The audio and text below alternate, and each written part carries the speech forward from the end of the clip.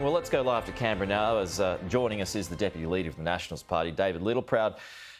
Minister, good to see you this morning. So, Anastasia Palaszczuk, she's accused your government of wanting to give Queenslanders COVID for Christmas. What's your response to that? Oh, we're not going to enter into these childish games. The people of Queensland, the Australian people, just want us to be adults, to get on with the job, to look after them.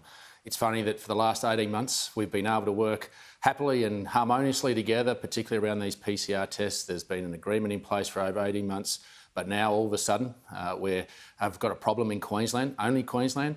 I think it's more to do with politics and about a federal election and about helping out Anthony Albanese than it is about anything else. And I don't think we should dignify it with anything other than that. We've had an agreement, we've kept our end, we always will, and that's the end of it. Are you annoyed about it? Oh, look, I think the Queensland people see it for what it is, and I don't think we need to keep giving it oxygen, because I think all that does is plays into the business model of Anastasia Palaszczuk and Anthony Albanese. They want to pick a fight with the federal government. That's what they want to do. They want us to lose. And the only way to do that is to pick a fight with us, to try and bring us down to their level. And the best thing we can do is just simply stick to our values and principles, stick to what we've promised and what we've delivered over the last 18 months. It's worked everywhere else around the country. It's funny how it just hasn't happened to work in Queensland. That's on Anastasia Palaszczuk, not us. We'll be happy to work with them collaboratively to make sure Queensland comes out of this. We can open the borders as quickly as you can. I want to get home. I want to get home from Canberra to my home in Queensland as quickly as I can. And we just want to focus on vaccinations and doing the right thing by Australians rather than playing petty politics. Well, she says that your government wanted to actually scrap the tests. So just to be clear, do you have any issue with needing a negative PCR test across the border?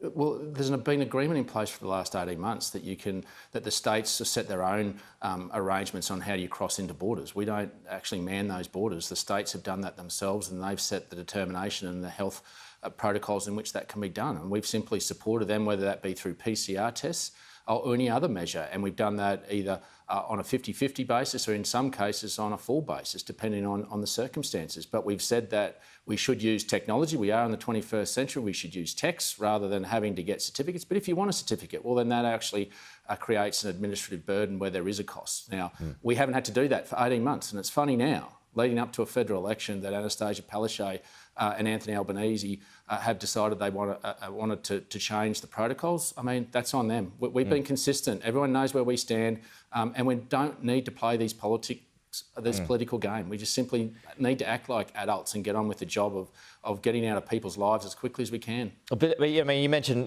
you're a Queenslander, you want to go home. A lot of people want to go to Queensland at Christmas. Just at the heart of this matter, though, do you believe that you should have to have and provide a negative test, whatever it is, to cross the border? Or do you think that the vaccination levels are high enough where you don't need them now? Well, I think the national plan clearly says at 80% that there is opportunity to open up the country. And I think that's what we should base all our decisions on, is on that scientific advice. We should work towards that.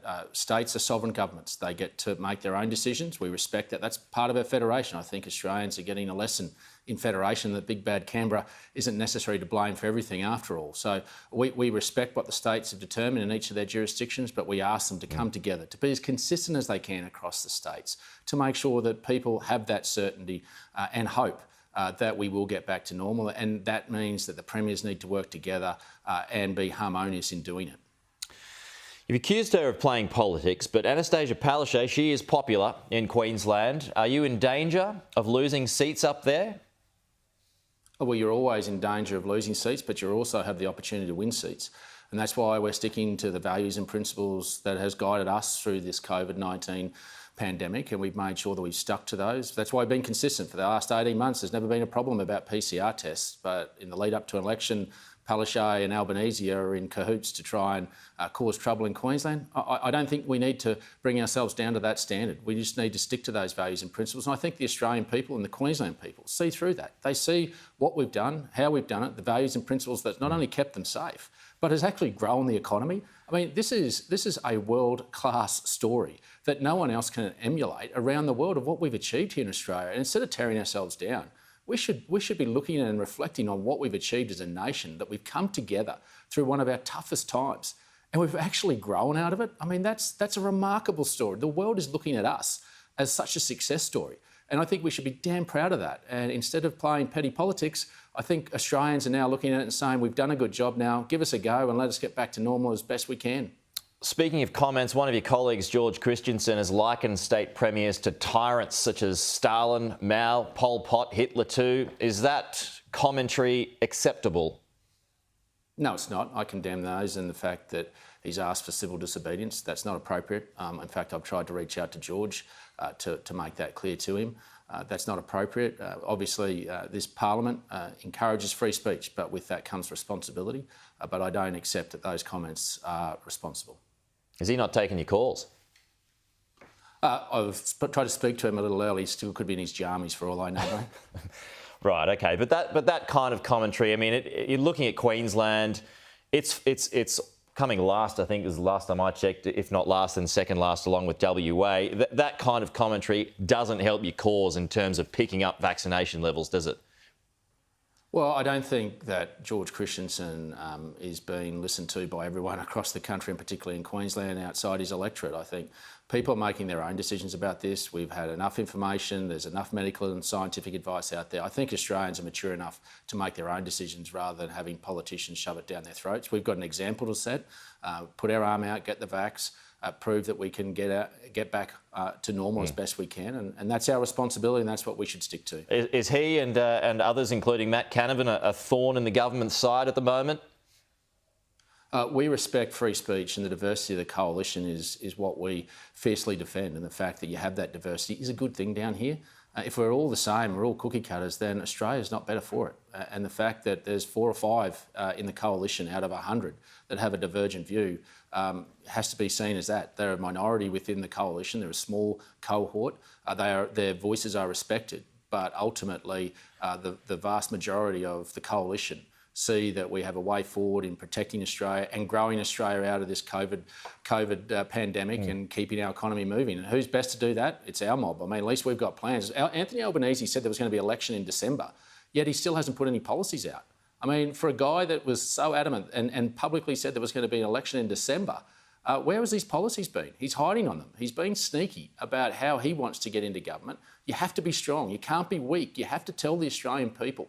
You have to look them square in the eyes and tell them what you're going to do for them. And the fact that he's playing games, not prepared to do that, I think Australia will compare and contrast very quickly. When it comes to the religious discrimination bill, which is up today, Minister, should gay students and teachers be shielded? Yeah, and I think you'll see, and I think we just need to all take a deep breath on this. The Prime Minister will obviously outline this when he introduces the bill, and I think when that comes through, it'll be clear. So I don't think it's wise to have this sideline commentary until the Prime Minister can clearly outline when he, in fact, introduces the bill himself. Such is the importance of this, that I think Australians can calmly work through this. And I think that's what we should do as political leaders, is create the environment for a mature conversation about this.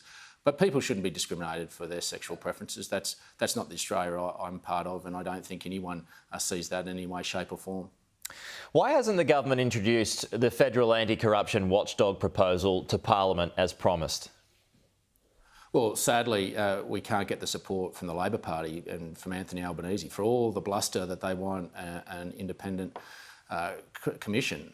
They simply won't support our bill. I would have thought that if they wanted it, they would have supported it, even if it wasn't in their minds perfect. They would have supported what we are putting up. And that, I think, is the important piece of this, is that if we are to put one up, it does need to be supported by both sides. It needs to have the integrity of the Parliament. And that's why chasing the perfect for just political gain, I don't think it's the right thing. Now, they get an opportunity. They get an opportunity at the election, after the election, if they win, to change it. So why wouldn't they just support our bill? Because if there's such a need, if there's such a demand that they believe that we should have one, why don't they just support ours and then back themselves to win the next election and amend it after the election? I think this is more about politics and about hyperbole more than about commitment and values. One Lib, though, Bridget Archer, is threatening to cross the floor. She says she's offended that religious freedoms is being prioritised over the ICAC bill. Well, it hasn't. They've both been placed and been prioritised by the Attorney General. It's just that we can't get support for the ICAC, and that's the real challenge we've got. Labor themselves are already pretty well on board with respect to the religious freedoms, and there'll be some amendments and adjustments, minor adjustments here and there, no doubt, but they're not on board with an ICAC, and so I get the frustration. But when you look at this through the lens of truth and honesty, if they were as principled as they say they are, the Labor Party, that they'd support us and then back themselves to win the next election and do whatever they will after that. But obviously I think this is more about politics than it is about the principles of it. We understand, and as I said, we understand and respect the diversity of our party room. We allow people to espouse a divergent view, and Bridget is a passionate supporter of Tasmania and making sure that she's supporting the integrity of her position in Parliament here. Okay, David Littleproud, appreciate your time as always. Thank you. Anytime, mate. Thanks, brother.